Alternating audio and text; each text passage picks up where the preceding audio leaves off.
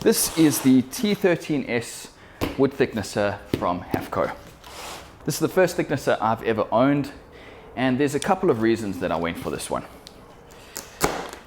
I know a lot of people have the DeWalt with the three blades, whereas this is a spiral head cutter. I've heard a lot of good things about the spiral head. It's a lot quieter, it's a bit more efficient, it's easier to change the actual heads out instead of having to align the blades.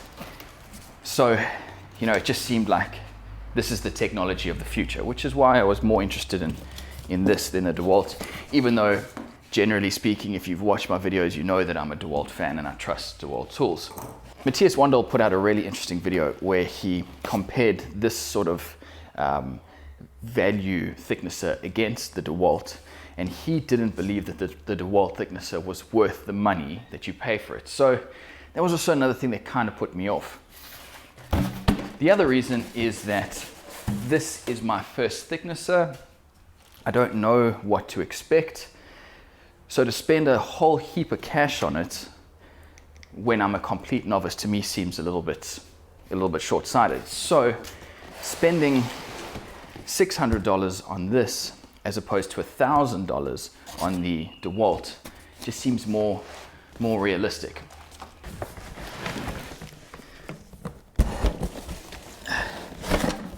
The idea is that one day when I have a full shop set up and I've got the space and money for a decent size thicknesser, I'll then get myself one that is a shop thicknesser as opposed to one of these little lunchbox thicknesses, they call it. All right. Whew. The machine's pretty heavy, which I like. I find heavy machines generally denote a certain level of quality, and I know that's not always necessarily the case, but there is something nice about holding a heavy machine. It just makes it feel a bit more solid. Okay.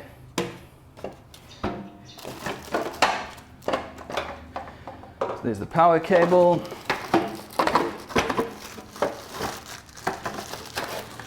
This is the dust extraction port. I don't have a shop vac set up yet, so I'm not going to be worrying about that. I'm just going to be running it without it. That bag also has the handle, which I need to get to. Raising the mechanism allows me to get the styrofoam packaging out. And then that's pretty much it. It's ready to go. I've got a couple of screws. One of those is for this handle. It comes with an Allen wrench in the actual machine. And a lot of people like that because you never lose it. It's always there, and I tend to agree. All right, so that handle's on.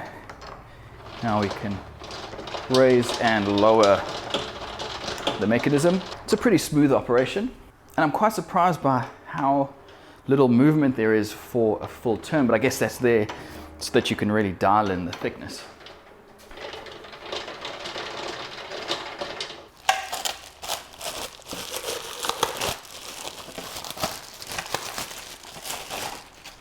So this is the Dust Chute, and there's 4 screws that you would use to attach it onto there.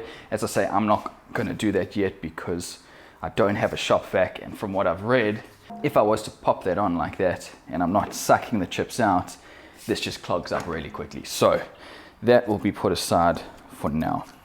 I've got the camera pointed down at the bed of the thicknesser, which is luckily shiny enough for you to be able to see the reflection of the spiral cutting head. And if I just turn this, you can see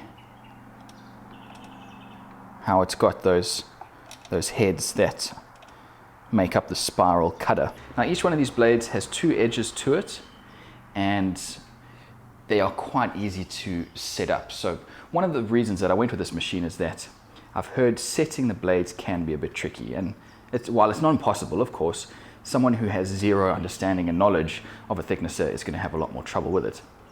So these little blades, from what I've read, are a lot easier. You pop them in, they have an alignment corner, you pop them in, screw them in, and off you go, and it's as simple as that. So this is going to make life a lot easier.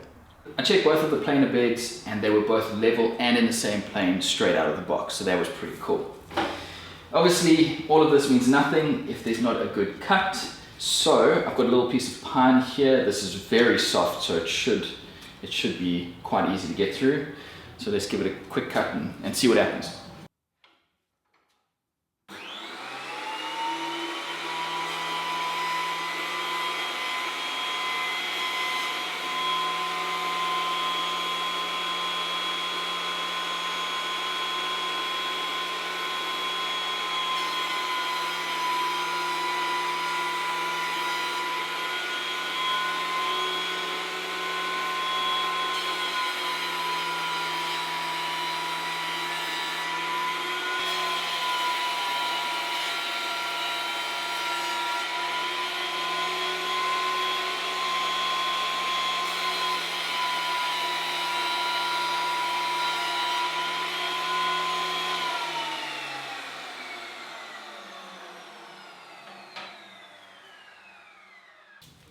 So that is a pretty good cut. Looking at it with some raking light, I cannot see any cut marks on that. So I'm really impressed.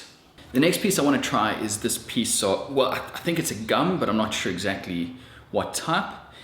And this is a notoriously hard type of wood. I mean, you can hear that it's pretty dense.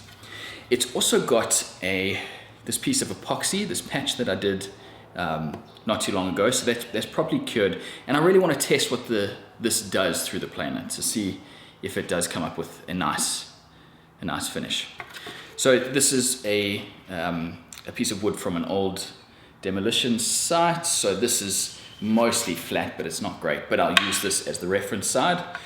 So I'll cut this first and then do this afterwards, and we'll see how nice this comes up.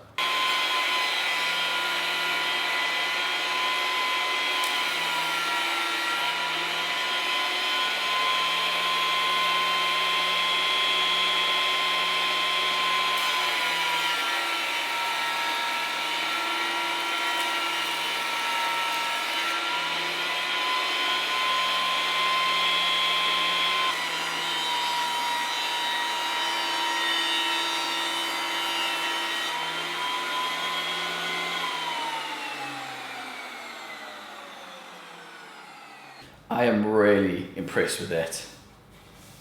This is an almost perfect finish.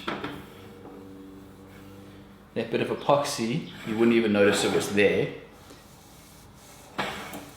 It's such a good finish.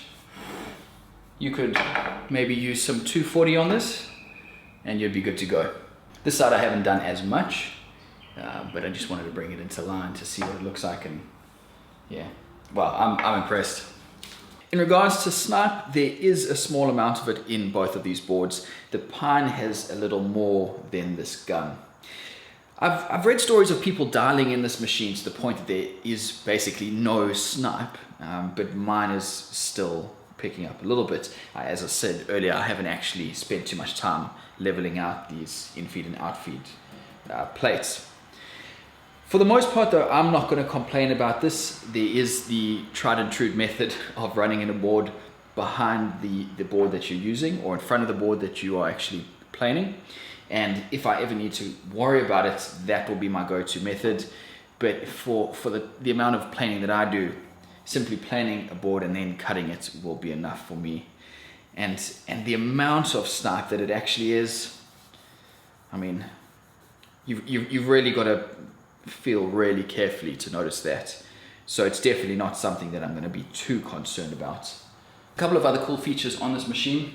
You've got these rollers on the top, so as a board comes out and you're working with two people, you can slide this back over the top, and the rollers just help speed up and improve the processing of the boards. It's also got this really cool depth of cut measuring system, so when you're feeding the board in, there's a little button under here that the board pushes up against, and it raises this red indicator.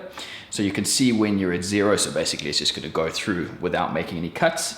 And then for us here in Australia, it's got the millimeters going in 0.5 millimeter increments all the way up to 3 millimeters. So you can set the wood to say, you know, with the roller, drop the head down. So I'm going to take off 1 millimeter and then you push it through. This is really cool. For someone who's never used a thicknesser before, that makes life very, very easy. Then the last thing, and this might not be something that you really look for, but for me, someone who doesn't have a dedicated spot for this yet, so there's a good chance it's going to be mobile. It's got 2 really nice sturdy handles here. So bringing this in and out of spaces is going to be a lot easier with these. Overall, I'm extremely happy with this machine. As I said earlier, I don't have too much experience using these, so take that with a grain of salt.